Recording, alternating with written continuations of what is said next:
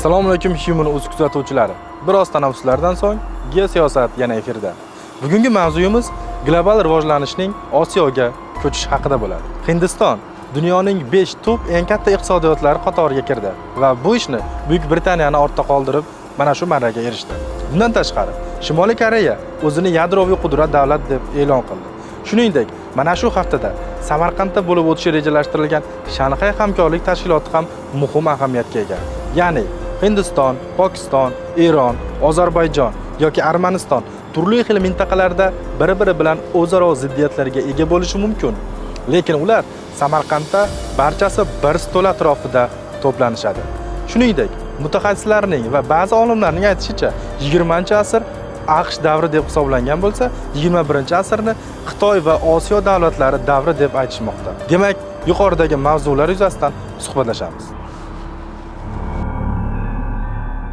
Assalomu alaykum, hurmatli Human.uz kuzatuvchilari. Demak, bugungi mehmonlarimiz Sherzod aka Ziyayev, siyosatshunos, tarixchi va Suhrob aka Bo'ronov, sharqshunos, afg'onshunos. Xush kelibsizlar. Xushvaqt bo'ling. Demak, savollarimizni boshlasak, bugungi zamonaviy dunyoda, zamonaviy siyosatda Osiyo davlatlarining mavqei, o'rni qanday? Yoki aytaylik, o'sha rivojlanayotgan yoki rivojlangan Osiyo davlatlari G'arb davlatlarining yo'nalishlarini o'ziga ana shunday o'zlashtirganmi yoki milliy o'z yo'llariga ega bo'ldimi? Avvalo mavzuga o'tishdan oldin ayrim o'sha nazariy masalalarga to'xtalishimiz kerak. Chunki bugungi kunda zamonaviy xalqaro munosabatlar tizimida umuman o'sha global miqyosda davlatlarning rivojlanish tendensiyasi ko'proq g'arb an'analariga ko'ra, ya'ni demokratik tizimlarni hayotga joriy qilish, demokratik institutlarni demak o'sha targ'ib qilish asosida bu jarayonlar yuz berdi.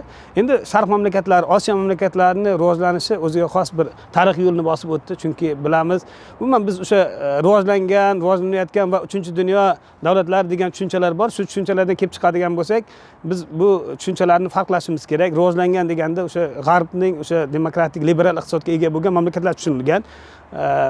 Umuman rivojlanayotgan mamlakatlar ham Osiyoda ko'payib ketdi va bular ham ma'lum bir o'sha g'arb davlatlaridan qolishmaydigan darajaga yetdi. 3-dunyo davlatlari bu ko'pincha xomashyo yetishtirib beradigan ayrim o'sha Osiyodagi, Lotin Amerikasidagi ayrim mamlakatlar tushunilgan. Lekin bugungi kunda Osiyoning umuman o'sha dunyo global tizimidagi mavqei o'sib boryapti. Bu qator demak o'sha milliy, madaniy va sivilizatsion faktorlarga borib taqaladi. Nima uchun? Chunki bugungi kun ilgari biz o'sha kuchli qudratli davlat deganda harbiy jihatdan yoki faqat moliyaviy jihatdan qudratli bo'lgan, iqtisodiy jihatdan qudratli bo'lgan davlatlar tushunardik. Bugungi zamonaviy bosqichda demak davlatlar qudratini belgilaydigan bir necha yangi faktorlar qo'shildi. Bu demografiya, bu aql inson resurslari, bu yangi texnologiyalar va milliy rivojlanish xususiyati. Ya'ni bu nimani bildiradi? Ma'lum bir o'sha umuman davlat, zamonaviy milliy davlat tushunchasi shu Vestfaliya sulh bitimidan keyin, Yevropada 30 yillik urushdan keyin, mana 1648-yildan keyin umuman o'sha davlatlarga legitim huquq berildi. Ya'ni ichki va tashqi siyosatni olib borish va xalqaro shartnomalarda bu narsa aks etdi. Shu nuqtai nazardan qaraganimizda milliy rivojlanish, ya'ni millat davlat g'oyasini hayotga tatbiq etish tendensiyasini men kuzataman ko'proq. 20-asr oxiri, 21-asr boshlarida ayniqsa bu xususiyat butun bir Osiyo mamlakatlarini qamrab oldi. Shu nuqtai nazardan milliy integratsiya, milliy o'sha deylik rivojlanish yo'llarini topishda bu ancha muvaffaqiyatli tatbiq etildi Osiyo davlatlarida. Shu nuqtai nazardan demak biz shu muvaffaqiyatni siri sifatida ko'ramiz va g'arb davlatlaridagi ayrim o'sha liberal g'oyalar krizisga uchradi. Nima uchun? Chunki bu yerda ayniqsa o'sha 20-asr ikkinchi yarmida yirik o'sha harbiy sanoat egalari umuman o'sha dastlab o'sha globallashuv g'oyasi ostida keyinchalik bu g'oya ko'proq o'sha juda bir tomonlama, ya'ni bunga yondash kuzatildi. Shu AQSh va G'arbning boshqa davlatlari demak misolda ko'rishimiz mumkin va bu deylik umuman ma'lum bir o'sha krizislarga, g'oyaviy krizislarga olib keldi va hatto 20-asr mobaynida ham o'sha sovuq urushning ham asosiy sababi shu edi. Ya'ni qutblarga bo'linishi sababi davlatlarning rivojlanish yo'lini bir-biriga qarama-qarshi tushunish tendensiyasi kuzatildi va bu 80-yillarning oxirlarida umuman o'sha yangi industrial davlatlar va Osiyodagi mamlakatlarning rivojlanish yo'liga to'siq bo'ladigan ayrim o'sha paradoks holat yuzaga keldi. Bu ham bo'lsa G'arb nazoratida bo'lgan xalqaro tuzilmalar, Jahon banki va boshqa yirik tuzilmalar afsuski faqat demak o'sha bir tomonlama manfaatlarni ifoda etganligi sababli ma'lum bir o'sha kelishmovchiliklar yuz berdi. Buni biz Washington konstitutsiyasida ko'rishimiz mumkin. 89-yilda o'sha iqtisodchi, amerikalik iqtisodchi bu tashabbus va bu g'oyani ilgari surgan. Endi Washington konstitutsiyasining asosiy bu yerda g'oyasi liberal iqtisodiyot va umuman ochiq bozor tizimlarini tatbiq etish bilan bog'liqligida biz integratsion tuzilmalar misolida ko'rishimiz mumkin. Keyinchalik Sovet ittifoqining parchalanishi ma'lum ma'noda bunga yechim bo'ldi, lekin biz shu xususiyatni ko'ramizki, o'sha liberal iqtisodiyot tarafdorlari ayrim holatlarda deylik o'sha ayrim yangi mustaqil bo'lgan davlatlarga o'sha legitim huquqlarni himoya qilmasdan, demak bu manfaatlarni hisobga olmasdan bir tomonlama ish olib bordi. Misol uchun ayirmachi kuchlarni qo'llab-quvvatladi. Misol uchun Rossiyada kuzatishimiz mumkin. Yirik korporatsiyalar sotib olindi deyarli. Yopiq ish olib borildi. Ya'ni davlat bilan to'g'ri rasmiy ish olib borilmasdan, masalan, o'sha butun MTQ hududida 2000-yillargacha shu holatni kuzatamizki, qora iqtisodiyot, nima deymiz buni, maxfiy iqtisodiyot rivojlanib ketdi, xufiyona iqtisodiyot rivojlanib ketdi.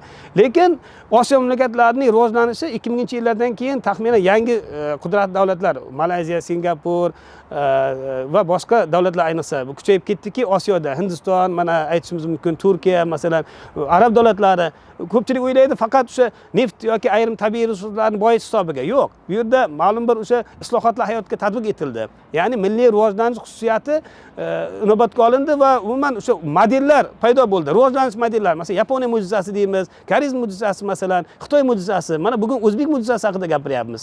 Bilasizmi, iqtisodiy o'sish ko'rsatkichi ancha yuqori, lekin O'zbekiston rivojlanishga to'siq bo'lgan obyektiv geografik yoki boshqa ijtimoiy iqtisodiy faktorlar bor. Masalan, joylashuv bilan bog'liq, geostrategik nuqtai nazar, geosiyosiy jihatdan qaraydigan bo'lsak, muammolar bizga xalaqit berdi deb o'ylayman. Shuning uchun Osiyoning davlatlarining rivojlanishi yuqoridagi faktorlar bilan bog'liq edi. Osiyoning bugungi kunda dunyo siyosiy sahnasidagi mavqei, iqtisodiy va siyosiy mavqei tobora o'sib bormoqda. Buni agar dalillarga murojaat qiladigan bo'lsak, dunyoni bugungi kundagi iqtisodini 5 ta ustuni bo'lsa agar, top 5likda tahlil qiladigan bo'lsak, shuni 3 tasi Osiyo davlati. Qaysi davlatlar? Ya'ni bu Xitoy, Yaponiya va Hindiston. Mana yaqinda Hindiston Britaniyani, Fransiyani ham ortda qoldirgan edi va mana kuchli 5likka qadam qo'ydi. Mana shu 3 ta davlatning o'zi ham menimcha Osiyoni rolini, mavqeini kuchayayotganidan dalolat beradi. Yana bir jihat, Xitoyni o'zini tahlil qiladigan bo'lsak, 1964-yildan buyon toki 2014-yilgacha dunyo eksport sohasida Amerika nazorat qilib kelar edi. Ya'ni yetakchi edi. 2014-yildan boshlab esa Xitoy birinchilikka o'tdi va 2017-18-yilda orada bir almashinuv yuz berib, hozirgi davrda Xitoy eksport sohasida dunyo sanoatida birinchilikni qo'lga kiritib kelmoqda.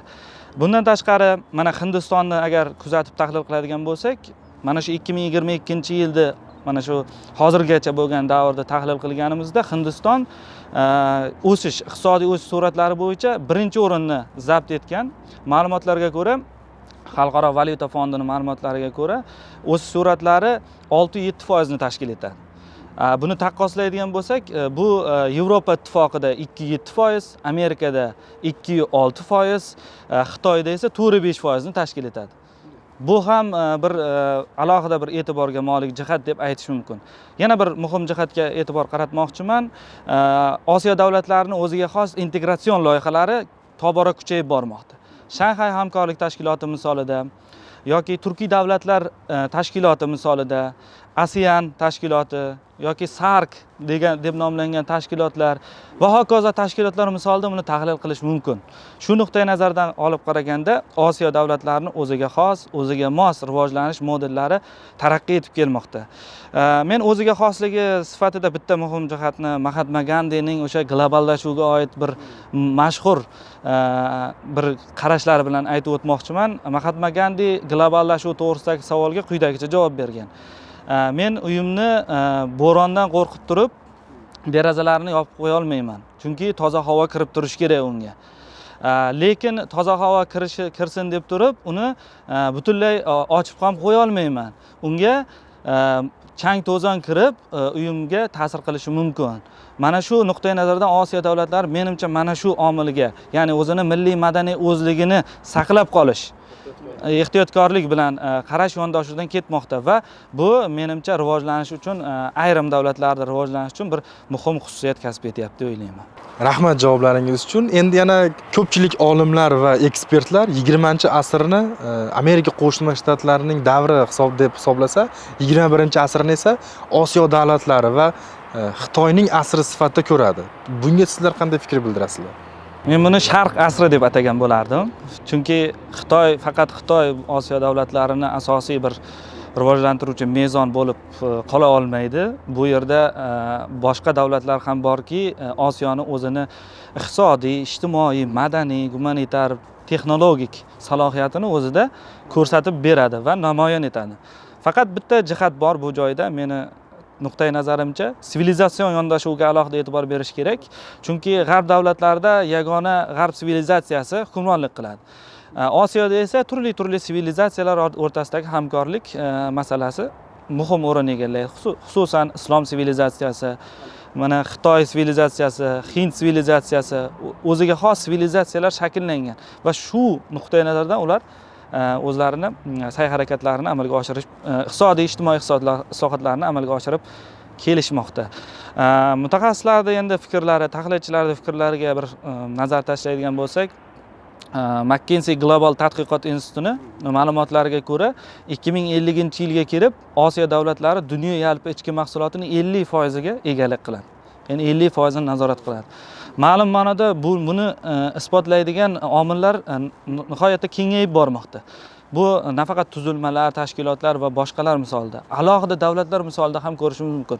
Masalan, Malayziya, Singapur rivojlanishning o'ziga xos bir mo'jizasiga aylangan mamlakatlar Yevropa davlatlaridan aholi jon boshiga hisoblaganda daromad miqdori yuqori ekanligi bilan ajralib turadi. Buni ham alohida e'tiborga molik jihat sifatida ko'rsak bo'ladi.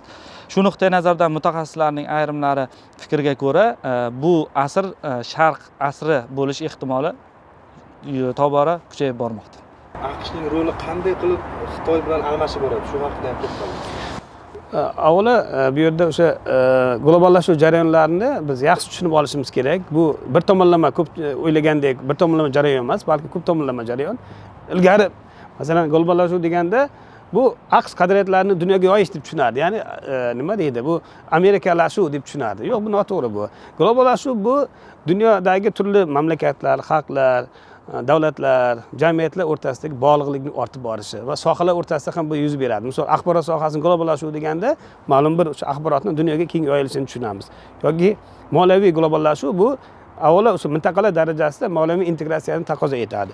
Ta'limni globallashuv misol uchun, ya'ni turli o'sha ta'lim dasturlarining ommalashishi, o'sha qonunchilikning unifikatsiyalashuvi va boshqa jarayonlarni kompleks tushunishimiz kerak.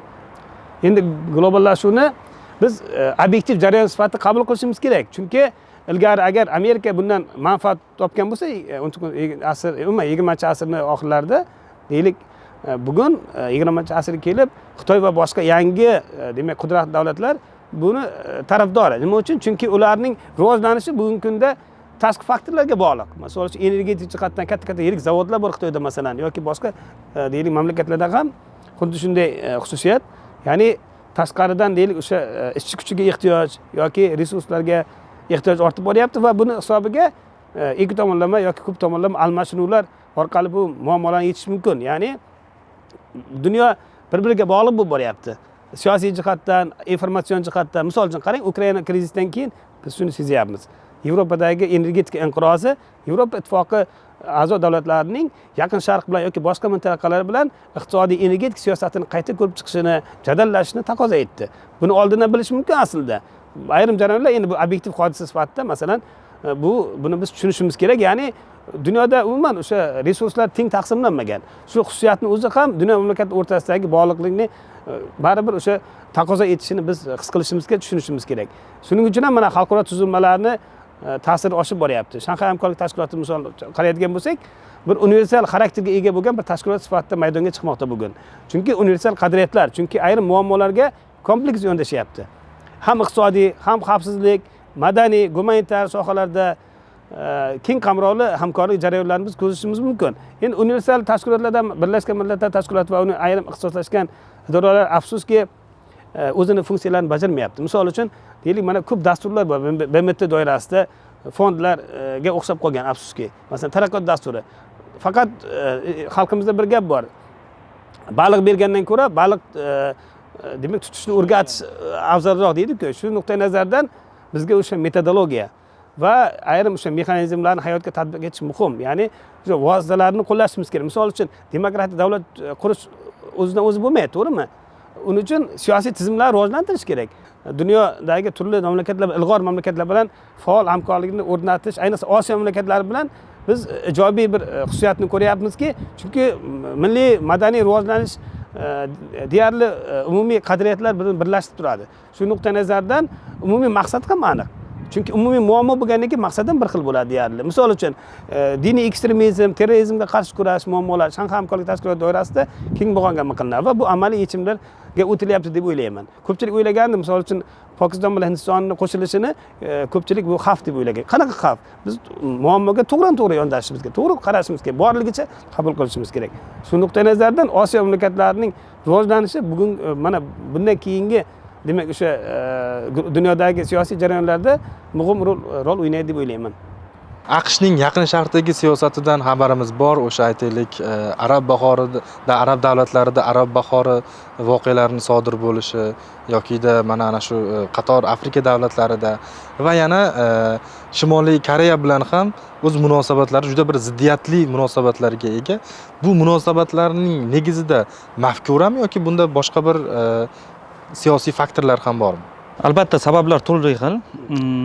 Chunki Sovuq urushdan keyingi davrda Shimoliy Koreya bilan asosiy qarash mafkuraviy xususiyat kasb etar edi.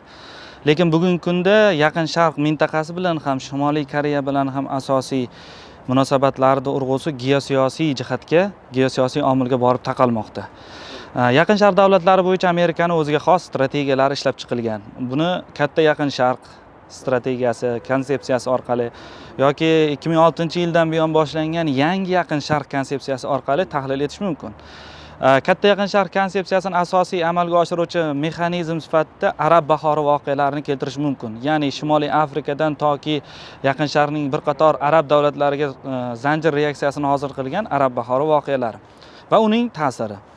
Ikkinchi jihat esa yangi Yaqin Sharq konsepsiyasi. Bu yangi Yaqin Sharq konsepsiyasini o'ziga xos bir xaritasi ishlab chiqilgan amerikalik polkovnik Ralph Peters tomonidan va unga ko'ra Yaqin Sharqdagi bir qator davlatlar bo'linadi, hududlari ajraladi, ayrimlarida yangi davlatlar tashkil topadi.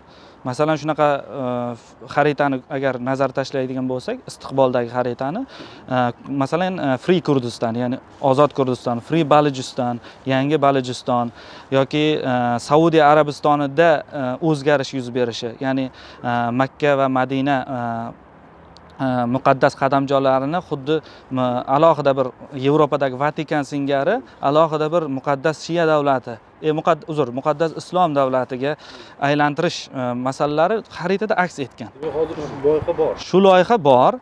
Bu loyihaning xaritasi ham ishlab chiqilgan. Eng qiziq variantki, arab davlatlarini bir qator qismlarga bo'linishi nazarda tutilgan. Bu arab davlatlariga go'yoki bir signaldek tuyulsa kerak deb o'ylayman. Ayniqsa Isroilga qarshi agar siyosiy bir harakatlar, o'yinlar amalga oshirilsa, bu albatta Amerika tomonidan siyosiy signal bo'ladi. Shuning uchun meni fikrimcha arab davlatlari Falastin Isroil muammosida biroz pozitsiyasini hushyorlik ushlashga majbur bo'lishyapti. Bunda Amerikaning albatta mana shu ta'sir mexanizmlari mavjud. Bu yangi Yaqin Sharq konsepsiyasi bo'yicha endi oxirgi marta Baydenning tashriflari, kuzatishlari natijasida taxminimcha Yaqin Sharqda yangi bir bolqonlashuv jarayoni boshlanish ehtimoli katta bo'layapti. Bu etnik, diniy va boshqa xususiyatlarga ega bo'lishi mumkin. Bu mutaxassislarning taxminlari shunday bir qarashni keltirib chiqaryapti. Endi Shimoliy Koreya bilan bog'liq masalaga to'xtalsak, Shimoliy Koreya bilan munosabatlarni geosiyosiy jihati bu Shimoliy Koreyadagi mavjud siyosiy boshqaruv tizimini saqlab qolishdan manfaatdor bo'lgan kuch markazlari bor. U kuch markazlari Amerikaga qarshi bo'lgan Xitoy va Rossiya hisoblanadi. Xitoy va Rossiya ko'proq o'sha Shimoliy Koreyadagi rejimni saqlab qolishdan manfaatdor. Chunki mazkur mintaqada hududda Osiyo Tinch okeani hududlari atrofida Amerikaga qarshi turadigan yana bir kuchli bir mexanizm paydo bo'ladi, albatta davom etadi va masalan yirik davlatlarda bir o'ziga xos siyosati bor. Yirik davlatlar mintaqalardagi o'ziga xayrixoh bo'lgan hokimiyatdagi kuchlarni qo'llab-quvvatlash orqali yirik kuchlarga, o'zini raqiblariga qarshi kurasha olib borishadi. Shimoliy Koreya ham shunday mexanizmlardan biri. Shuning uchun Shimoliy Koreya tinimsiz yadroviy dasturlar, yadroviy qurol-yarog'lar va so'nggi marta mana yaqinda o'zini yadroviy qudrat davlati sifatida e'lon qildi.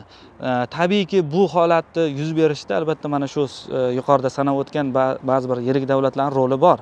Aks holda Shimoliy Koreya ham iqtisodiy jihatdan anchagina tanazzulga yuz tutishi mumkin edi, sanksiyalar vositasida va hokazo. Lekin ko'ryapmizki, bu harakat dasturidan, yo'lidan haligacha qaytgani yo'q. Aksincha, tobora kuchaytirishga intilib kelyapti.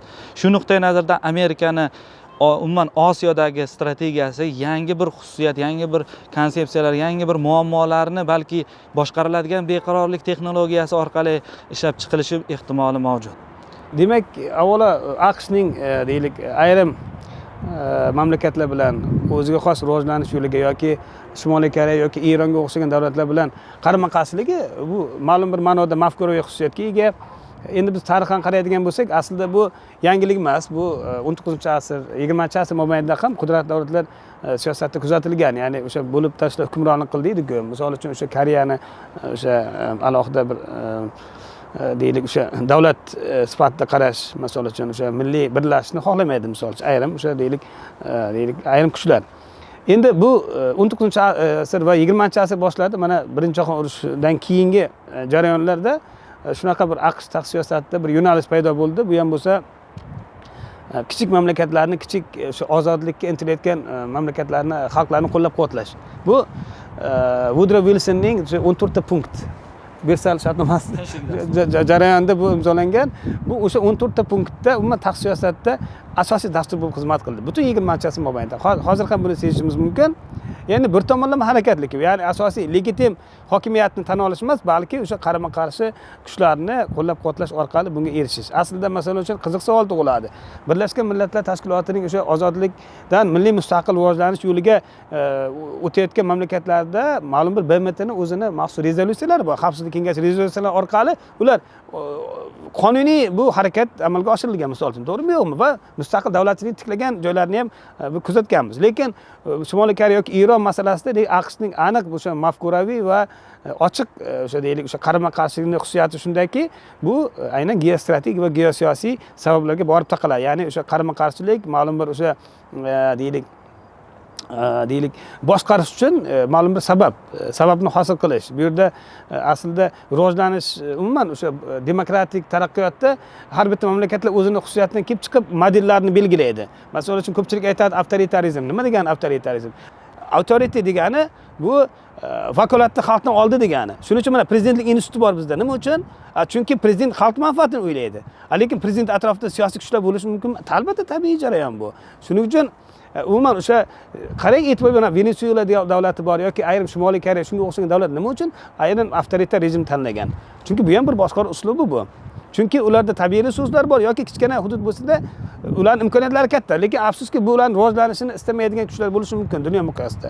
Shu nuqtai nazardan bu o'ziga xos bir rivojlanish deb qabul qilish kerak, ya'ni ichki masala sifatida. Misol uchun nima uchun ko'p tomonlama formatda bu muammolar hal qilinmaydi? Chunki ular mafkuriy jihatdan bir-biriga qarshi deb tushuniladi. Aslida bu noto'g'ri. Umuman rivojlanish modellarini ham bir-biriga qarshi qo'yish noto'g'ri. Bugungi obyektiv tarixiy sharoitdan kelib chiqib, misol uchun Amerikada yoki ayrim rivojlangan davlatlarda nima uchun migratsiya kuchli? Chunki ularda ehtiyoj bor. Inson resursiga nisbatan juda katta ehtiyoj bor. Ehtiyoj juda ham kuchli. Shuning uchun aqllar oqimini biz kuzatyapmiz, to'g'rimi yo'qmi? Lekin taraqqiyot baribir o'zaniga tushishi kerak-ku. Bugun Osiyo mamlakatlarida bu potensial katta. Rivojlantirilmagan sohalar juda katta. Energetik resurslar, demografik resurslar bu yangi rivojlanish trayektoriyasini belgilab beradi deb o'ylayman. Shu nuqtai nazardan Osiyoga taraqqiyotning ko'chishi degan tushunchasini biz shunday izohlashimiz mumkin. Janubiy va Markaziy Osiyo davlatlari turli xil bir tarixiy sabablarga ko'ra deymizmi, mana shu global rivojlanish jarayonlariga bir tekisda tushib olishi bir qancha qiyin kechyapti. Ya'ni ba'zi bir to'siqlar mavjud, aytaylik geosiyosiy yoki boshqa bir mana shu o'rinda Markaziy Osiyodan o'tuvchi TAPI loyihasi, ya'ni gaz quvur loyihasining o'rni qanday yoki bu loyiha ustida kechayotgan munozaralar qay darajada va buning mintaqaga ta'siri qanday bo'lishi mumkin? Demak, Markaziy va Janubiy Osiyo mintaqasini bir o'ziga xos xususiyatlari bor. Xususan Markaziy Osiyo mintaqasi geografik jihatdan yopiq mintaqa hisoblanadi. U dengiz bandargohlari yo'laklariga chiqish uchun eng yaqin yo'laklar ko'proq Janubiy Osiyo mintaqasiga chiqish masalasi ko'tariladi. Janubiy Osiyo esa energetik ehtiyojlarga tobora ehtiyoj sezayotgan mamlakatlardan iborat. Bu ikkala mintaqani bir-biriga bo'lgan ehtiyojini anglatadi. Lekin yuqorida aytayotganimizdek to'sqinliklar nihoyatda ko'p. Birinchi asosiy to'siq bu Afg'oniston muammosi. Aynan ikkala mintaqani bog'lash uchun Afg'oniston bugungi kundagi xavfsizlik bilan bog'liq muammolar yoki narkotik moddalar savdosi va hokazo terrorizm bilan bog'liq muammolar hali hanuz saqlanib qolmoqda. Va mazkur muammolar ikkala mintaqani o'zaro bog'liqligini va o'zaro rivojlanishini yoki alohida rivojlanishini ham to'sqinlik qiluvchi eng asosiy omil Afg'oniston muammosi bo'lib turibdi. Va shu nuqtai nazardan yondashuv bugungi kunda shunaqa yondashuv, ayniqsa O'zbekiston tashabbusi bilan ilgari surilayotgan yondashuv Afg'onistonni bu tahdidlar manbai sifatida emas, ko'proq imkoniyatlar manbai sifatida qarash. Ya'ni Afg'oniston bu Markaziy va Janubiy Osiyoni bog'lovchi ko'prik sifatida qarash yondashuvini kuchaytirish lozimligi haqida tashabbuslar ilgari surilmoqda. Bu tabiiy ehtiyoj mahsuli hisoblanadi. Bundan tashqari to'siqlar loyihalar bo'yicha eng asosiy bundan tashqari to'siq bu geosiyosiy raqobat bilan bog'liq to'siqlar. Xususan siz ta'kidlab o'tgan TAPI loyihasi, gaz quvuri loyihasini amalga oshishidagi asosiy to'siqlar yuqorida aytganim birinchisi Afg'onistondagi xavfsizlik kafolatini to'la ta'minlanmaganligi bo'lsa, ikkinchisi ayrim kuch markazlarining mintaqaviy kuch markazlarining bunga qarshi chiqayotgani bilan, to'sqinlik qilayotgani bilan bog'liq. Xususan ushbu loyihani amalga oshishiga to'siq bo'ladigan asosiy davlatlardan biri bu energetik resurslarni bilan eksporti bilan shug'ullanadigan Eron, arab davlatlaridan Qatar, Birlashgan Arab Amirliklari. Ular o'zining Janubiy Osiyoga bo'lgan gaz eksporti monopoliyasiga albatta alternativ variant paydo bo'lishini istashmaydi. Shu nuqtai nazardan ma'lum ma'noda ularning Afg'oniston ichkarisida ham ta'siri kuchli. Bundan tashqari moliyaviy muammo ham bor. 10 milliard dollarga yaqin proyekt loyihasi ishlab chiqilgan bo'lsa-da, lekin uni moliyalashtirish haligacha nihoyasiga yetkazilmagan. Turkmanistonda ma'lum uchastkalar qurilgan bo'lsa-da, lekin u ham to'liq emas. Afg'oniston hududigacha hali yetib ham borgani yo'q. Moliyalashtiruvchi buni biron bir mexanizm yoki biron bir tashkilot haligacha o'z zimmasiga olgani yo'q. Qolaversa, bu loyihani ichida bo'lgan a'zo davlatlar Pokiston va Hindiston o'rtasida raqobat mavjud. Ya'ni ikkala davlat bir-biriga raqobat qiladi. Hindiston ko'proq xayrixoh emas bu loyihani amalga oshirishdan, chunki u Pokiston orqali o'tib keladi. Shuning uchun u ko'proq Eron bilan hamkorlik qilishga, Erondan energetik ehtiyojlarini qoplashga harakat qiladi. Ya'ni Pokistonda aylanib o'tishga intiladi. Shu nuqtai nazardan loyihani istiqboli masalasi nihoyatda bir uzoq bir mavhum holatda saqlanib qolmoqda. Shu jihatlar to'sqinlik qilib turibdi. Lekin bu TAPIdan tashqari Markaziy va Janubiy Osiyoni bog'lashga intiladigan bir qator boshqa loyihalar bor.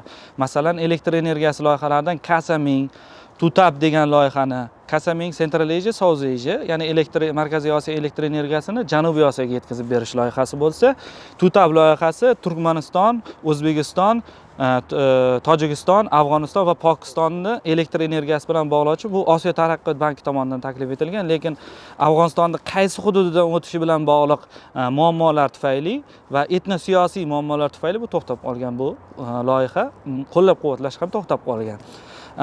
Bundan tashqari mana so'nggi yillarda O'zbekiston tashabbusi bilan ishlab chiqilgan Termiz, Mozori Sharif, Kobul, Peshawar temir yo'l loyihasi haqida nihoyatda qiziq bo'lgan jozibador bir loyiha sifatida qaralmoqda va bunga oid bo'lgan amaliy ishlar ham amalga oshirildi.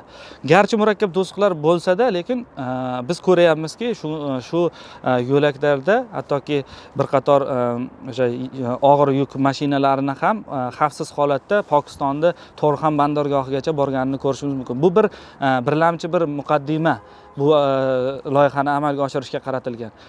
Umid bor loyihani amalga oshirishga, garchi to'siqlar bo'lsa-da, lekin bu uchun nima qilish kerak? Bu loyihalarni amalga oshiruvchi yagona mexanizm bu Shanxay hamkorlik tashkiloti hisoblanadi. Shanxay hamkorlik tashkiloti doirasida e'tibor qaratadigan bo'lsak, turli xil loyihalar bor, lekin eng asosiy o'sha davlatlar o'rtasidagi manfaatga mos keladigan loyihalardan biri mana shu loyiha bo'lib turibdi. Buni esa istiqbolda qanchalik darajada amalga oshishini kuzatamiz.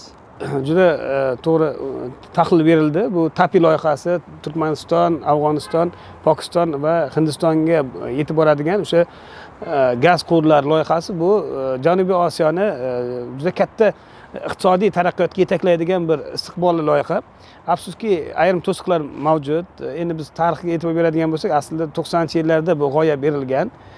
Hatto biz agar eslaydigan bo'lsak, 90-yillarda O'zbekiston bilan Pokiston o'rtasidagi iqtisodiy aloqalarga juda katta bir umid bilan qaralgan va umuman Yevroosiyodagi siyosiy, geosiyosiy jarayonlar bunga to'siq bo'ldi va ikki tomonlama va ko'p tomonlama aloqalar rivojlanishiga. Endi Afg'oniston bilan o'sha hammaga ma'lum, o'sha deylik o'tish davri Afg'onistondagi siyosiy beqarorlik ko'p loyihalarni amalga oshirishga to'siq bo'lib kelgan va oxirgi yillarda endi mana biz umid qilyapmiz va bu siyosiy muammolar, ya'ni o'sha legitim hokimiyat va umuman bu yerda o'sha milliy birdamlikka erishish bo'yicha sa'y-harakatlar, ko'p tomonlama diplomatik muzokaralar davom etyapti. Biz bunga umid qilamiz. Ko'p narsa aytgandek, Suhrobjon aytganlaridek, demak bu Afg'onistonga bog'liq. Chunki Afg'oniston Markaziy Osiyo va Janubiy Osiyoni bog'laydi. Biz imkoniyatlar manbai sifatida ko'rishimiz kerak. Afg'onistonni imkoniyatlar juda katta. Energiya resurslari, geografik jihatdan va salohiyati har tomonlama. Endi mana TAPI loyihasini keyingi mana oxirgi 10 yilliklarda rivojlanishiga ham ko'proq mana nima uchun aynan Turkmaniston bunga rozi bo'ldi? Chunki mana 2009-yilda eslaydigan bo'lsak, o'sha krizis gaz bo'yicha bir mojaro kelib chiqqan, o'sha Rossiya bilan ob-havoni, iqlimni o'zgarish bilan bog'liq bu jarayon. Lekin men o'ylayman, bu faqat obyektiv sabab emas, subyektiv faktorlar ham sabab bo'ldi, chunki boshqaruv bilan bog'liq bu jarayon. Chunki malakali, o'sha texnik xalqaro darajada ekspertlar jalb qilinishi kerak bu jarayonga va bu xalqaro hamkorlikni taqozo etadi. Ya'ni bu ikki tomonlama jarayon emas, umuman xalqaro loyihalar ko'p tomonlama jarayon. Shu nuqtai nazardan mana Shanxay hamkorlik tashkiloti bunga bir kafil bo'lishi mumkin degan g'oya ilgari surilyapti. Bu o'rinli, chunki bu albatta iqtisodiy rivojlanish bilan bog'liq ko'proq. Ya'ni ilgari xavfsizlik, chegaralar xavfsizligi bilan shug'ullangan bo'lsa, bugungi kunda ko'p chegara muammolar deyarli hal bo'lgan. Faqat deylik bu yerda o'sha global nuqtai nazardan qaraydigan bo'lsak, bu Shanxay hamkorlik tashkiloti universal qadriyatlarni ishga solyapti va uni ishlash mexanizmi ham optimal, ya'ni konsensus asosida qarorlar qabul qilinadi. Misol uchun BMT xavfsizlik kengashida agar veto, balki bu ham bir yondashuv, masalan o'sha balansni saqlash uchun, muvozanatni saqlash uchun bu muhimdir bu.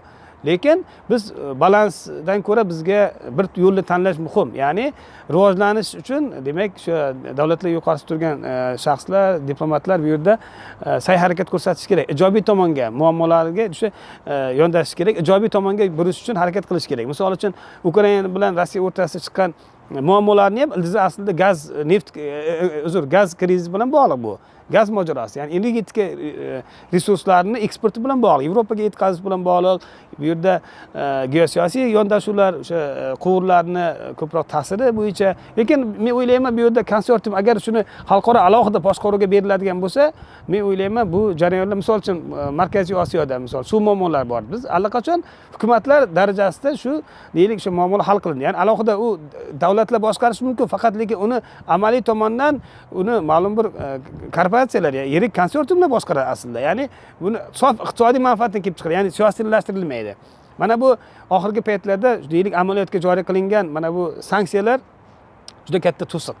To'g'ri, bu ham bir xalqaro bir muammolar yechimi uchun bir vosita deb qaralishi mumkin g'arb nuqtai nazariga ko'ra. Lekin bu umuman insonlarning hayotiga juda katta nima deydi, salbiy oqibat olib kelyapti. Rivojlanishga to'siq bo'lyapti. Misol uchun qarang, Yevropada o'zi allaqachon mana neft, umuman energetika krizisi, qish oldi bu narx-navoning oshishi aholini turmush darajasiga ta'sir ko'rsatadi, bu o'zaro migratsiyaga ta'sir ko'rsatadi.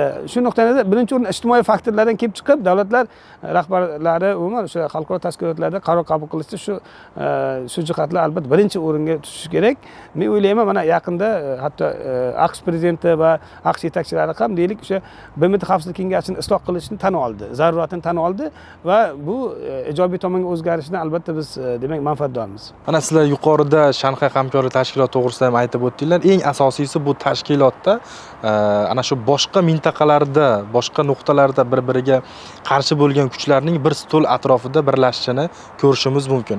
Aytaylik, Hindiston, Pokiston yoki Eron va yana mehmon sifatida kelyapti Ozarbayjon va Armaniston davlatlari ham mavjud. Umuman olganda Shanxay hamkorlik tashkilotining mana shu dunyo siyosiy hamjamiyatdagi o'rni qay darajada bo'lib boryapti? Yuqorida darhaqiqat aytib o'tdingiz, Shanxay hamkorlik tashkiloti Yevrosiyo makonidagi eng yirik mintaqaviy tashkilot hisoblanadi.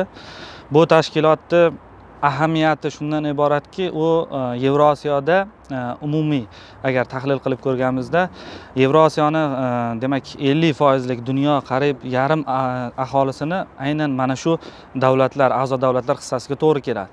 Bundan tashqari dunyo yalpi ichki mahsulotining 20% aynan mana shu Shanxay hamkorlik tashkiloti hissasiga to'g'ri kelmoqda. Qolaversa, Shanxay hamkorlik tashkilotida jahon tartibotiga ta'sir ko'rsata oladigan kuch markazlari alohida aytish zarur. Buni 4 ta yadroviy qurolga ega bo'lgan yirik davlatlarni mavjudligini ham ta'kidlab o'tish mumkin. Bu tashkilotning mavqeini, siyosiy va iqtisodiy va boshqa sohalardagi vaznini ko'rsatib beradigan bir muhim jihatlar. Bundan tashqari eng asosiy faktor, ya'ni Shanxay hamkorlik tashkilotidagi konsensus masalasi. Aksariyat holatlarda Shanxay hamkorlik tashkilotini bugungi bo'layotgan jarayonlarni kuzatib turib, ko'pchilik buni uchinchi mamlakatlar yoki bir qandaydir g'arbga qarshi bir harbiy, siyosiy, iqtisodiy yoki blok sifatida ta'riflash holatlari ko'p uchrayapti. Lekin aslida unaqa emas. SHTga agar unaqa bo'lganda, bu yerda muvozanat bo'lmasdi. Hindiston, Pokiston birgalikda kirib a'zo bo'lmasdi. Yoki Rossiya bilan Xitoy bir manfaatlari, ba'zi bir holatlar bir-biriga teskari bo'lgan davlatlar birgalikda faoliyat yuritmasdi. Bu yerda manfaatlar muvozanati bor. Yana bir jihat alohida ta'kidlab o'tmoqchiman. Ko'pchilik aytayotgan fikr, SHTda kichik davlatlarning ham alohida roli bor. Bunga bir qator misollar keltirish mumkin. Alohida misol sifatida keltirmoqchiman. 1992-97-yillarda Tojikistonda bo'lib o'tgan fuqarolar urushi tufayli Eronni tashkilotga a'zo bo'lishiga bir necha yillar davomida Tojikiston, Qozog'iston va Rossiya ham shu jumladan qarshilik ko'rsatib kelgan. Ya'ni kichik davlatlar ham bu masalada muhim rol o'ynagan. Bu o'zini manfaatlari nuqtai nazaridan a'zo bo'lishiga qarshi chiqqan. Hozir bunday asos yo'q. Chunki aloqalar o'zgarib, yangi munosabatlar o'rnatildi. Men aytmoqchi bo'lganim, ya'ni bir kichik davlat ham o'zini manfaatini amalga oshirish imkoniyatiga, salohiyatiga ega bo'lib boradi. Yoki ikkinchi misol, bir vaqtlar 2004-yilda SHT aksiya terror tuzilmasi tuzilayotgan bir paytda yirik davlatlar, a'zo bo'lgan yirik davlatlar uni Bishkekda tuzilmasini ochishni taklif etishgan. Lekin O'zbekiston birinchi prezidenti Islom Karimovning tashabbusi bilan u Toshkentga ko'chirilgan. Ya'ni ko'ryapmizki, bu holatda ham O'zbekistonning tashabbusi amalga oshgan va hozirda ham bu tuzilma doimiy faoliyat yurituvchi organ bittasi Toshkentda faoliyat yuritayotganini ko'rishimiz mumkin. Ikkinchisi Pekinda joylashgan kotibiyati. Bu SHTni shu jihatdan manfaatlarini muvozanatiga ta'minlagan. Ya'ni hammani manfaati bu yerda hisobga olinadi. Shuni alohida e'tiborga olish kerak. Aksariyat hollarda faqat Rossiya, Xitoyning manfaatlari ustun keladi degan holatlar ham uchrayapti. Unaqa emas. Bu yerda Hindiston singari yirik bo'lgan davlatning ham manfaati bor. Ularning o'ziga xos loyihalari bor. E'tibor qarataylik. Masalan, Xitoyda manfaatlari nuqtai nazaridan bu loyiha bir makon, bir yo'l loyihasini amalga oshirishga qaratilgan bir tuzilmalardan biri hisoblanadi. Yoki Rossiya Yevrosiyochilik g'oyasini, hattoki Putin bir vaqtlar katta Yevrosiyo degan konsepsiyani ilgari surdi. Buni amalga oshiruvchi bir mexanizm sifatida qaraydi. Yoki mana Hindistonda o'zini xalqaro shimol-janub degan transport koridorini taklif etyapti. U Xitoyning loyihasiga qarama-qarshi loyiha. Lekin biz kuzatadigan bo'lsak, bugungi qarash faqatgina g'arbga qarshi qaratilgan yoki bir shunga bir o'xshash bir tuzilma sifatida qarash yondashuvi faqatgina Rossiyadan, rus matbuotlarida yangramoqda. Ya'ni Ukraina inqirozi fonida shunga bo'lgan qarashni ilgari surishga harakat qilishyapti. Va taxminimcha ham aynan Vladimir Putin asosiy e'tiborini SHXTda shunga qaratishi mumkin. Lekin bu yerda boshqa tashkilot, boshqa a'zolarning manfaatlari ham bor. Shuni e'tiborga olish kerak va SHXTda eng asosiysi Ukraina muammosi muhokama etilmagan. To'g'ri, jahon tartibot bilan bog'liq muammolar ko'tarilishi, muhokama etilishi mumkin, lekin qaror qabul qilinmaydi. SHXTning asosiy xususiyati ham shundaki, u harbiy siyosiy muammolarni bo'yicha qarorlar qabul qilmaydi. Xususan, masalan, Pokiston bilan Hindiston o'rtasida mojaro kelib chiqqanda ham bu ikki tomonlama yondashuv ekanligi ta'kidlangan. Ikki tomonlama hal qilinadigan muammo ekan. Mana Ukraina bo'yicha masala ham bu masala muhokama etilmagan. Mana shu jihatlar bilan SHXTga yangi a'zolar, hozir taxminan 10 dan ortiq davlatlar o'zini arizasini topshirgan a'zolikka qabul qilinishi bo'yicha. SHXTning jug'rofiy jihatdan kengayish jarayoni ham shu bilan asoslanadi. Ya'ni unga kirmoqchi, unga a'zo bo'lmoqchi bo'lgan a'zolar soni kundan kunga ortib boryapti. Yevropani agar qiyoslaydigan bo'lsak, Yevropada esa ko'proq chiqishga harakat bular kuchayapti. Mana yaqinda ham Yevropada shu jarayon bo'yicha ba'zi bir fikrlar matbuotlarda yangradi. Brexit jarayoni shu bilan bog'liq muammolar tufayli. Shanxay hamkorlik tashkiloti esa aksincha. Ana shu konsensus, Shanxay ruhi degan tamoyil borligi uchun ham davlatlar qiziqish bildirmoqda bu tashkilotga kirishga. Ana shu tamoyil agar saqlanib qolsa, SHXT makonida bu tashkilotning istiqboli nihoyatda yuksak bo'ladi deb o'ylayman. Shanxay hamkorlik tashkilotining aytaylik Janubiy Osiyo yoki g'arbiy tomonga qarab kengayishi bu qaysidir ma'noda NATO yoki g'arbga bir qandaydir qarshi qilib qo'ymaydimi yoki bu haqida aytilayotgan fikrlar qanchalik asosli? To'g'ri, fikringizda jon bor. Eronni hattoki qabul qilinish jarayonlari bo'yicha ham bir qator munozaralar davom etmoqda. Lekin Eronni qabul qilinishini bunday darajada qabul qilish maqsadga muvofiq emas. Eron agar tashkilotga qabul qilinadigan bo'lsa, tashkilot uchun juda katta manfaatlar, imkoniyatlar vujudga keladi. Birinchidan, tashkilot Yaqin Sharq olamiga, xususan islom olamiga yangi eshiklarni, yangi istiqbollarni ochadi. Eron dunyoda gaz zaxiralari bo'yicha 2-o'rinda, neft zaxiralari bo'yicha esa 4-o'rinni egallaydi. Bu esa tashkilot tarkibida energetika klubini tashkil etish imkoniyatini yaratadi. Bundan tashqari Eron Afg'oniston muammosini umuman ta'sir ko'rsatish, hal etish jarayonlarida muhim rol o'ynaydigan davlatlardan biri. Ayniqsa narkotik moddalarga qarshi kurash bo'yicha Eronning juda katta tajribasi bor. Bu imkoniyatlardan albatta foydalanish kerak. Qolaversa, transport, energetika, umuman transport, logistika masalalarida Eronning bandargohlardan foydalanish imkoniyati vujudga keladi. Birgina misol, masalan, Xitoyni o'zidan tahlil qiladigan bo'lsa, Xitoyni dengiz orqali Eronga chiqish yo'laklaridan Markaziy Osiyo orqali Eronga chiqish yo'lagi 4 barobar qisqa. Dengizdan ko'ra quruqlik qismi 4 barobar qismi. Bu Xitoy uchun juda ham muhim ahamiyat kasb etadi. Ya'ni bu boshqa davlatlarning ham manfaatlariga to'g'ri keladigan bir qarash bo'lyapti. Lekin shu jihatdan SHXT bu yerda asosiy maqsadi hamkorlik, ya'ni qaysidir tomonga qaratish emas. Bu Shanxay hamkorlik tashkiloti hujjatlarida ham aks ettirib qo'yilgan. Bunaqa tasavvur bo'lishi maqsadga muvofiq emas deb o'ylayman. Bu O'zbekiston tashqi siyosiy manfaatlariga ham nihoyatda mos tushadi. Ya'ni teng manfaatlar, o'zaro hamkorlik, ishonch, eng muhimi ishonch muhitini mustahkamlanishi deb o'ylayman. Endi Shanxay hamkorlik tashkiloti navbatdagi sammiti mana Samarqandda o'tkazilishi rejalashtirilgan. Bu juda katta tadbir.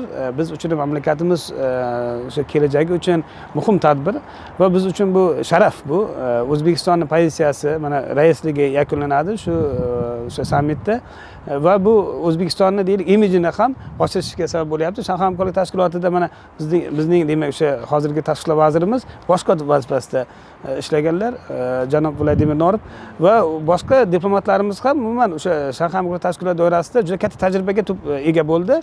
Mana antiterror markazi Shanxay hamkorlik tashkiloti Toshkentda joylashgan. Biz muvaffaqiyatli hamkorlik aloqalarini olib boryapmiz.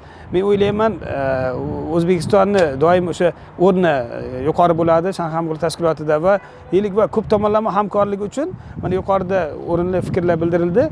o'sha rivojlanish nuqtai nazaridan, ya'ni ijtimoiy muammolarga yechim topishda ham Shanxay hamkorlik tashkiloti ayniqsa iqtisodiy bir vosita, mexanizmni hayotga tatbiq etishda katta rol o'ynaydi. Chunki bu mana yangi a'zolar soni oshib boryapti. Bugungi kunda mana 8 ta a'zo bo'lsa, yaqin orada mana Eron qo'shilishi mumkin, tasdiqlansa va boshqa Mo'g'uliston, demak boshqa Belorussiya, Turkiya kabi davlatlar umuman o'sha geografiyasi kengayib boryapti Shanxay hamkorlik tashkilotini va deylik biz istiqbolini albatta ko'ramiz. Bu universal qadriyatlarni targ'ib qilayotgan bir tashkilot sifatida tushunishimiz kerak. Chunki ayniqsa o'sha kompleks yondashilyapti muammolarga, ya'ni harbiy nuqtai nazardan emas faqat. Bu yerda o'sha ichki siyosiy jarayonlarga aralashmaydi. Ayrim nuqtai nazardan masalan o'sha hatto global o'sha darajada hal qilinadigan muammolar ham muhokama qilinyapti. Bu yerda demak o'sha chunki o'zaro bog'liqlikda, chunki loyihalar misol uchun deylik ayrim mamlakatlarni kesib o'tadi, lekin boshqa mamlakatlarda deylik o'sha to'siqlar bo'lishi mumkin. Men o'ylayman bu bir rasmiy nuqtai nazardan muammolarga hal qilishga bir imkoniyat yaratib beradi. Doimo ishlaydigan ishchi organlari bor. Shanxay hamkorlik tashkiloti vakillarimiz bor doimiy ishlaydigan.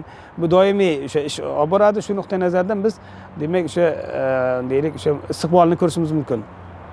Qo'shimcha qilsam bo'ladimi? O'zbekistonda mana yaqin kunlarda xudo xolasa bir tashkilotni bir muhim bir mas'uliyatli sammitga mezbonlik qilamiz. Ushbu sammitning ahamiyati, roli, umuman O'zbekistonda raisligi bu bor jarayonlar haqida biroz to'xtalmoqchiman. Xususan O'zbekiston tashkilot doirasidagi eng tashabbuskor mamlakat hisoblanadi. Ma'lumotlarga ko'ra 54 ta tashabbus ilgari surilgan bo'lsa, shulardan 37 tasi tatbiq etilgan. Misol tariqasida yuqorida ta'kidlab o'tilgan mintaqaviy aksilterror tuzilmasini tashkil etilishi, SHXTda kuzatuvchilik maqomini tashkil etishi, a'zolikka qabul qilish bo'yicha yangi tartib nizomlarini qabul qilinishi bu o'sha paytlarda vujudga kelgan. Bundan tashqari O'zbekiston alohida muhim bir tashabbuslar bilan ilgari surdi. Xalq diplomatiyasi markazini tashkil etishi o'zimizda. Bundan tashqari bir e'tiborli jihat SHXTning geografik jihatdan kengayishi jarayonlarini asosiy rol o'ynashchi davlat O'zbekiston bo'lyapti. E'tibor qaratsak, 2015-16 yillardagi raislikda ham Hindiston va Pokiston a'zolikka qabul qilish majburiyatlari to'g'risidagi memorandumni imzolagan edi. Samarqand sammitida esa Eron xuddi shunday majburiyatlarni imzolayapti. E'tibor qaratadigan bo'lsak, bu holat O'zbekiston raisligi zimmasiga tushyapti. Bundan tashqari O'zbekiston bu yerda asosiy yondashuv bilan ajralib turgan bitta jihat bor. Yuqorida 3 ta davlatni ta'kidlab o'tdimki, ya'ni Xitoy, bu yerda Rossiya va Hindistonning tashabbuslari, loyihalarini, O'zbekiston esa yangi bir konseptual bir taklif yondashuvni ilgari surmoqda. Tashabbusni bu Markaziy va Janubiy Osiyoni bog'lash bo'yicha transport logistika loyihalarini amalga oshirish. Bu SHXT makonidagi ko'pchilik davlatlarni, aksariyat mamlakatlar uchun bir manfaatli loyiha hisoblanadi. Shuning uchun bu yerda 4 ta davlat alohida rol o'ynayapti SHXTda. Markaziy Osiyo mintaqasi umuman SHXT makonining geografik yadrosi hisoblanadi. Markaziy Osiyoning yadrosi esa O'zbekiston. O'zbekiston tashabbuslari Markaziy Osiyo mintaqasini umuman geografik jihatdan dunyoga ochilishi uchun muhim hisoblanadi. Mana shu tashabbuslar nuqtai nazaridan O'zbekiston nihoyatda katta sammitga mezbonlik qilyapti. Bizni tariximizda olib qaralgan xalqaro tadbirlarni olib qarasak, hech taxminimcha bunaqa ko'p sonli davlat rahbarlari 14 ta davlat rahbarlari haligacha kuzatilmagan. Samarqand sammiti esa mana shu ishlarga mezbonlik qiladi. Davlat rahbarlarini tashrif buyurishi bu alohida uchrashuvlar, 80 dan ortiq tadbirlar hujjatlarini imzolanishi, bu albatta nihoyatda katta kutilgan natijalarni olib keladi. Bizni bu tashkilot doirasidagi loyihalarimiz bor. Yuqorida aytib o'tgan loyihalardan tashqari, masalan, O'zbekiston, Qirg'iziston, Xitoy temir yo'lini bunyod etilishi. Bundan tashqari O'zbekiston, Turkmaniston, Eron, Umon transport yo'lagini barpo etilishi masalalari muhokama etiladi. Bular ham biz uchun umuman O'zbekiston tashqi siyosatini geografik jihatdan kengayishi, dunyo bozorlariga, umuman jahon bozorlari bir dengiz bandargohlariga chiqishi uchun bir imkoniyat sifatida ko'riladi. Shuning uchun ham SHXTni bu sammiti nihoyatda ahamiyatlidir. Mana tarixan ham qarasak, agar O'zbekiston tarixida ham mana shunday bir yirik davlatlarning prezidentlari, liderlarining O'zbekistonga tashrif buyurishi bu tarixda menimcha birinchi marotaba yuz beryapti va u adashmasam shu siz ham yuqorida aytib o'tdingiz 14 ta va 14 dan oshiq davlatning prezidentlari aynan Samarqandda jam bo'lishadi. Endi umuman Shanxay hamkorlik tashkilotining istiqboldagi rejalari va ularning loyihalari to'g'risida nima deya olasiz? Endi Shanxay hamkorlik tashkilotini umuman biz ta'sis etilishiga e'tibor beradigan bo'lsak, demak 96-yilda dastlab tashkil qilingan bo'lsa va qayta 2001-yilda O'zbekistonning a'zoligi bilan u qayta ta'sis etilgan va bu umuman o'sha katta bir tariximizda mustaqil O'zbekiston tarixida muhim bir jarayon bo'ldi, chunki O'zbekiston o'sha paytda umuman jahon hamjamiyatiga chuqur integratsiyalashuvdan manfaatdor edi davlat va bugungi kunda ham xuddi shunday bir xususiyat borki, O'zbekistonni o'sha tashqi bog'liqligi ortib boryapti. O'sha investitsion faoliyati, umuman o'sha O'zbekistonning oldida turgan deylik o'sha qator muammolar bor. Bunga biz albatta faol diplomatiyadan unumli foydalanishimiz mumkin. Ya'ni Shanxay hamkorlik tashkiloti va boshqa xalqaro tuzilmalar bu yerda Osiyo davlatlari bilan aloqalarda muhim rol o'ynaydi. Biz institutsional jihatdan rivojlanishini tarafdorimiz. O'zbekiston deylik o'sha istiqbolda iqtisodiy muammolar, madaniy va xavfsizlik bilan bog'liq ayrim muammolarni birgalikda hal qilishda katta imkoniyat yaratadi. Chunki O'zbekiston umuman rivojlanishi allaqachon mana 3-renessans haqida gapiryapmiz. ijtimoiy taraqqiyotning yuqori bosqichiga ko'tarildi. O'zbekiston deylik xalqaro hamkorlik, bu yerda o'sha vatandoshlar bilan ishlash, hali yana bizda qancha xorijiy kompaniyalar ko'payib ketadi O'zbekistonda. Bu jarayonni boshqarish qiyin. Agar biz institutsional jihatdan shu kafolatlanmasak, ya'ni integratsiyalashmasak agar, ya'ni biz suverenitetga biz yangicha yondashishimiz kerak. Masalan, e'tibor bering, nima uchun Qirg'iziston deylik masalan o'sha Jahon savdo tashkiloti yoki boshqa g'arb davlatlari bilan to'g'ri o'sha hamkorlikni kuchaytirdi. Mustaqillikni boshladi. Nima uchun? Chunki uni muammolari bor edi. Geostrategik joylashuv bilan bog'liq, Xitoyga o'xshagan, Rossiyaga o'xshagan qudrat davlatlar atrofida bo'lib qolgan kichkina mamlakat. Shuning uchun asosiy yoki Qozog'istonni qaraylik, misol uchun. Keng qamrovli ko'p tomonlama diplomatik faoliyatni ishga soldi. Qozog'istonni shuning uchun iqtisodiy jihatdan imkoniyatlari yuzaga chiqdi. Oxirgi mana 10-15 yillarda misol uchun.